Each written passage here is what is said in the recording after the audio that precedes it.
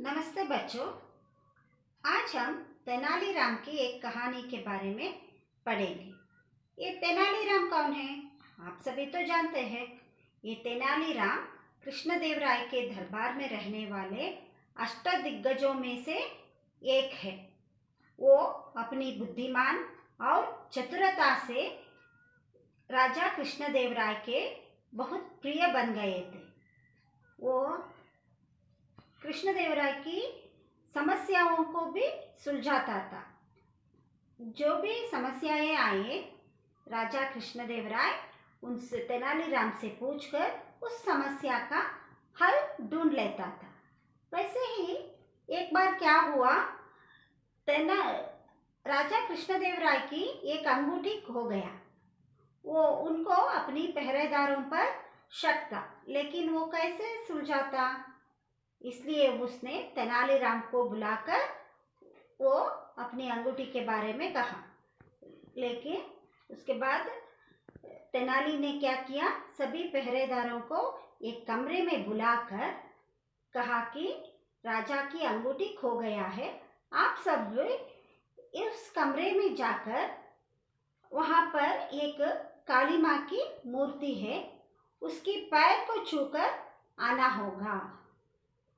जब आप उनकी पैर छू कर आते हैं, उसके बाद माँ काली देवी मेरी सपने में आकर बताएगी कि उस अंगूठी को कौन चुराया है। उसके बाद उसने एक एक करके सभी पहरेदारों को उस कमरे के अंदर जाने दिया। अंत में वो सभी बाहर आने के बाद उसने उस पहरेदारों की हाथ छूकर उनके गंध लेने की शुरू किया। अंत में उसे एक आदमी मिला, एक पहरेदार। उसके हाथ में गंध नहीं था। उसने सोचा कि वही है वो आदमी जिसने राजा की अंगूठी चुरा लिया है, और वो पहरेदार अपनी गलती को मानकर राजा को उस अंगूठी वापस दे दिया।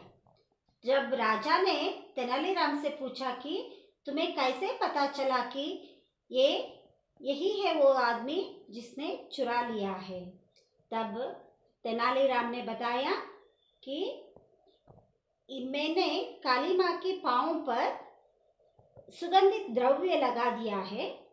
ये सभी पहरेदार उसकी पाँव छूकर आने के बाद मैंने उनके हाथों का गंध लिया, तो मेरी समझ में आया कि वो लोग चोरी नहीं किया है।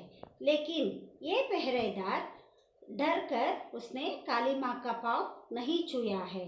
उसके हाथों में सुगंधित द्रव्य का गंध नहीं है, इसलिए मैंने समझ लिया कि यही है वो आदमी जिसने आपका अंगूठी चुरा लिया है। इस तरह समस्याओं का हल निकाल लेता था और राजा का प्रिय बन गया था। यहाँ पर एक और कहानी है, बैठो पीठ पर। बैठो पीठ पर, पीठ का मतलब बैक होता है। ಬೆನ್ನಿನ ಮೇಲೆ ಕೂತ್ಕೊಂಡು ಹೋಗುವಂಥದ್ದು। ये भी एक तेनालीराम की एक और चतुरता की कहानी है। आइए हम देखते हैं। एक दिन महाराजा कृष्णदेवराय की अंगूठी का बहुमूल्य हीरा महल में कहीं खो गया। महाराजा बहुत परेशान हुए। यहाँ भी एक अंगूठी का हीरा, उसका मतलब ಉಂಗುರದ ಒಂದು ಹರಳು ಕಳೆದು ಹೋಗಿತ್ತು। ಬಹುಮೂಲ್ಯ हीरा, बहुमूल्य का मतलब कीमती, प्रेशियस। बहुमुख्य हीरा खो दिया था। महाराज बहुत परेशान हो गए थे। उन्होंने तुरंत महल के सेवकों और सैनिकों को हीरा खोने की बात बताई। तब राजा ने क्या किया, सभी लोगों को बुलाकर कह रहा कि मेरा अंगूठी का एक हीरा खो गया है, आप सब जाकर उसको ढूंढ लो।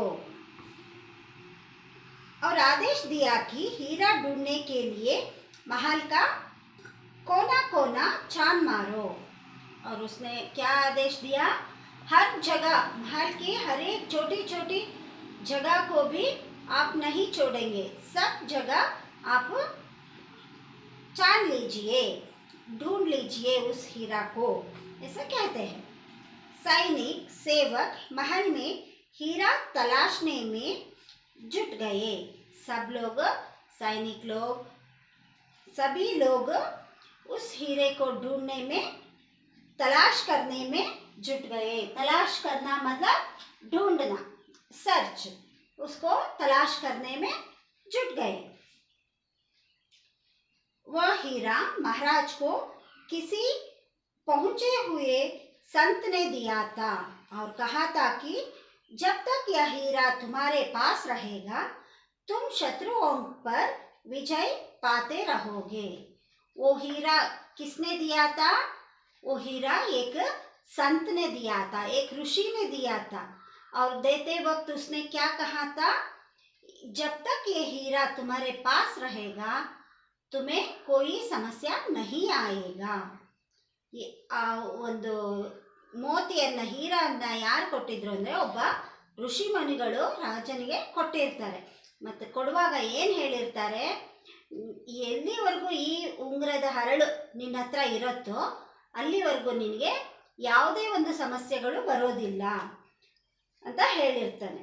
ತುಮ್ ಶತ್ರುओं पर ವಿಜಯ್ ಪಾತೆ ರಹೋಗೆ, ನೀನು ನಿನ್ನ ಶತ್ರುಗಳಿಂದ ವಿಜಯವನ್ನು ಸಾಧಿಸ್ತಾ ಇರ್ತೀಯ ಅಂತ ಹೇಳಿ ಆ ಹರಳನ್ನು ಕೊಟ್ಟಿರ್ತಾನೆ. ಅಂತ ಒಂದು ಬಹುಮೂಲ್ಯವಾದಂಥ ಒಂದು ಹರಳು ಕಳೆದೋದಾಗ ರಾಜನಿಗೆ ತುಂಬ ಚಿಂತೆ ಶುರುವಾಗುತ್ತೆ, ಯೋಚನೆ ಶುರುವಾಗುತ್ತೆ. ಅದಕ್ಕಾಗಿ ಅವನು ಅರಮನೆಯಲ್ಲಿ ಇರುವಂಥ ಪ್ರತಿಯೊಬ್ಬರಿಗೂ ಆ ಉಂಗುರದ ಹರಳನ್ನು ಹುಡುಕೋದಕ್ಕೆ ಹೇಳ್ತಾನೆ. ಪ್ರತಿಯೊಂದು ಜಾಗದಲ್ಲೂ ಕೂಡ ನೀವು ಆ ಹರಳನ್ನು ಹುಡುಕಿ ಅಂತ ಆದೇಶ ಮಾಡ್ತಾನೆ. जब दोपहर तक हीरा ना मिला तो उन्होंने बेचैन होकर घोषणा कर दी, जो भी उस हीरे को ढूंढ कर लाएगा उसे मुंह मांगा पुरस्कार दिया जाएगा। जब दोपहर हो चुका फिर भी वो हीरा उन्हें नहीं मिला, तब उसने क्या किया, एक घोषणा करता है। वो बेचैन होकर, बेचैन का मतलब ಆತುರ್, ರೆಸ್ಟ್ಲೆಸ್, ತುಂಬ ಯೋಚನೆಯಿಂದ, ತುಂಬ ಆತುರವಾಗಿ ಅವನಿಗೆ ಆ ಮೋತಿಯನ್ನು ಹುಡುಕಬೇಕಾಗಿತ್ತು. ಅದು ಸಿಗದೇ ಇದ್ದಾಗ ಅವನಿಗೆ ತುಂಬ ಯೋಚನೆ ಆಗಿ ಅವನು ಏನು ಆರ್ಡರ್ ಮಾಡ್ತಾನೆ ಅಂದರೆ, ಜೋ ಭಿ ಉಸ್ ಹೀರೆ ಕೋ ಢೂಂಢ್ ಕರ್ ಲಾಯೇಗಾ, ಯಾರು ಆ ಒಂದು ಮೋತಿಯನ್ನು ಹುಡ್ಕೊಂಡು ತಗೊಂಡು ಬರ್ತಾರೆ ಅವರಿಗೆ ಮೂಮಾಂಗ ಪುರಸ್ಕಾರ ದಿಯಾ ಜಾಯೇಗಾ.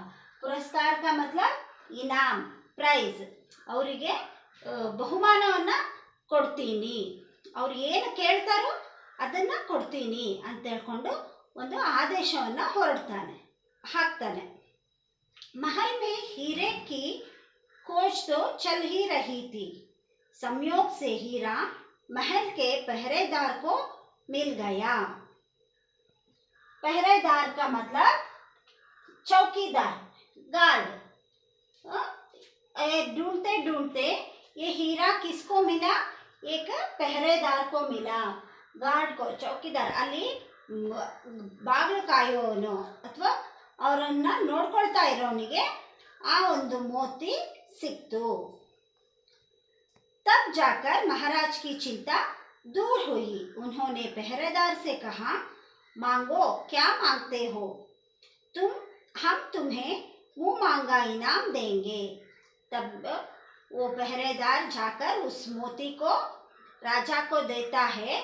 तब राजा कहता है कि तुम्हें जो कुछ भी चाहिए तुम मुझसे मांग सकते हो, तुम जो कुछ भी मांगोगे मैं तुम्हें देने के लिए तैयार हूँ, ऐसे कहते हैं. ಅವನಿಗೆ ಆ ಹರಳು ಸಿಕ್ಕಿದ್ದು ತುಂಬ ಸಂತೋಷ ಆಗುತ್ತೆ. ಅದು ಯಾರಿಗೆ ಸಿಕ್ತು, ಒಬ್ಬ ಕಾವಲು ಕಾಯೋನಿಗೆ ಆ ಹರಳು ಸಿಕ್ತು. ಅವನು ಅದನ್ನು ತಗೊಂಡೋಗಿ ರಾಜನಿಗೆ ಕೊಡ್ತಾನೆ. ಆವಾಗ ರಾಜನಿಗೆ ತುಂಬ ಸಂತೋಷ ಆಗುತ್ತೆ. ಆ ಹರಳನ್ನು ನೋಡಿಬಿಟ್ಟು ಕೊನೆಗೆ ಅವನೇನು ಹೇಳ್ತಾನೆ, ನಿನಗೆ ಏನು ಬೇಕು ಕೇಳು, ನಾನು ನೀನು ಕೇಳಿದ್ದನ್ನು ಇಲ್ಲ ಅಂತ ಹೇಳಲ್ಲ, ನೀನು ಕೇಳಿದ್ದನ್ನೆಲ್ಲ ನಾನು ನಿನಗೆ ಕೊಡ್ತೀನಿ ಅಂತ ಹೇಳ್ತಾನೆ. पहरेदार सोचने लगा कि क्या मांगे। उसे कुछ भी समझ में नहीं आया तो वह बोला, अन्नदाता मुझे कल तक का समय दे। महाराज ने उसकी बात मान ली। जब राजा बोलता है कि तुम्हें जो कुछ भी चाहिए तुम मांग लो, मैं देने के लिए तैयार हूँ, लेकिन पहरेदार को क्या मांगना है ये उसकी समझ में नहीं आया. ರಾಜ ನಿನಗೇನು ಬೇಕು ಅಂತ ಕೇಳಿದಾಗ ಆ ಕಾವಲು ಕಾಯೋನಿಗೆ ಏನು ಕೇಳಬೇಕು ನಾನು ಅನ್ನೋದೇ ಗೊತ್ತಾಗೋದಿಲ್ಲ. ಅದಕ್ಕೆ ಅವನು ಏನು ಹೇಳ್ತಾನೆ, ಅನ್ನದಾತ ಮುಜೆ ಕಲ್ ತಕ್ಕೆ ಸಮಯ ದೋ, ನನಗೆ ನಾಳೆ ತನಕ ಸಮಯನ ಕೊಡಿ, ನನಗೇನು ಬೇಕು ಅನ್ನೋದನ್ನು ನಾನು ನಿಮ್ಮ ಹತ್ರ ಕೇಳ್ತೀನಿ ಅಂತ ಹೇಳ್ತಾನೆ.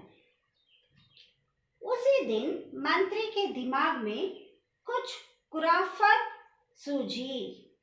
उसने तुरंत सेनापति को बुलाकर कहा, किसी भी तरह उस पहरेदार को फुसलाओ और कहो कि कल वह सम्राट से तेनालीराम की पीठ पर बैठकर बाजार की सैर करने की इच्छा जाहिर करे. वो पहरेदार ऐसे बोलकर चला जाता है, कल तक की समय मांगकर वो चला जाता है. उसी दिन क्या हुआ, मंत्री के दिमाग में एक खुराफत सूझी. खुराफत का मतलब है उपद्रव, नाटी. ಏನೋ ಒಂದು ತರಲೆ ಮಾಡುವಂಥ ಒಂದು ವಿಷಯ ಅವನ ತಲೆಗೆ ಬಂತು. ಯಾರ ತಲೆಗೆ? मंत्री की दिमाग में आया. उसने तुरंत सेनापति को बुलाकर कहा.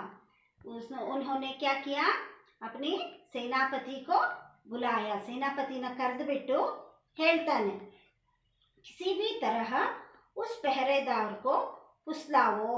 फुसलाओ का मतलब दिल खुश करना, डाइवर्ट हिज माइंड. ಆ ಮಂತ್ರಿ ಆ ಪೆಹರೆದಾರನ್ನ ಕರೆದುಬಿಟ್ಟು, ಕಾವಲುಗಾರನ ಕರೆದುಬಿಟ್ಟು ಹೇಗಾದರೂ ಮಾಡಿ ಅವನ ತಲೆನ ಚೇಂಜ್ ಮಾಡಬೇಕು, ಅಂದರೆ ಅವನ ಮನಸ್ಸಿಗೆ ಖುಷಿಯಾಗುವಂಥ ಮಾತುಗಳನ್ನು ಹೇಳಿ ಅವನ ಮನಸ್ಸಿನಲ್ಲಿ ನಾವು ಏನು ಹೇಳ್ಕೊಡ್ತೀವೋ ಅದನ್ನೇ ಅವನು ಕೇಳಬೇಕು ರಾಜನ ಹತ್ರ ಅನ್ನೋದನ್ನು ನೀನು ಹೇಗಾದರೂ ಮಾಡಿ ಅವನಿಗೆ ತಿಳಿಸಿ ಹೇಳಬೇಕು ಅಂತ ಸೇನಾಪತಿ ಹತ್ರ ಹೇಳ್ತಾನೆ.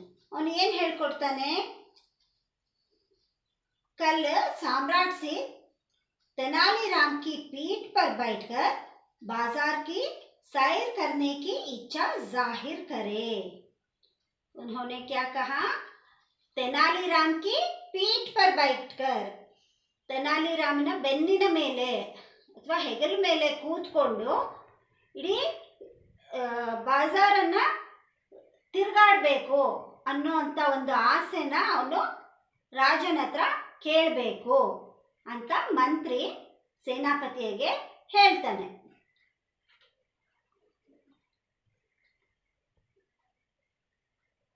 महाराज ने चूंकि मुंह मांगा इनाम देने की घोषणा की है, इसलिए वे इनकार नहीं कर सकेंगे.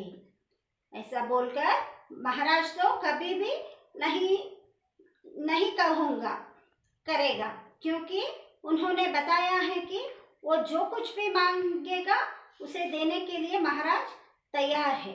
जब वो पहरेदार क्या मांगेगा, तेनालीराम की पीठ पर बैठकर घूमने की इच्छा हाजिर करेगा तो वो देने के लिए तैयार होगा.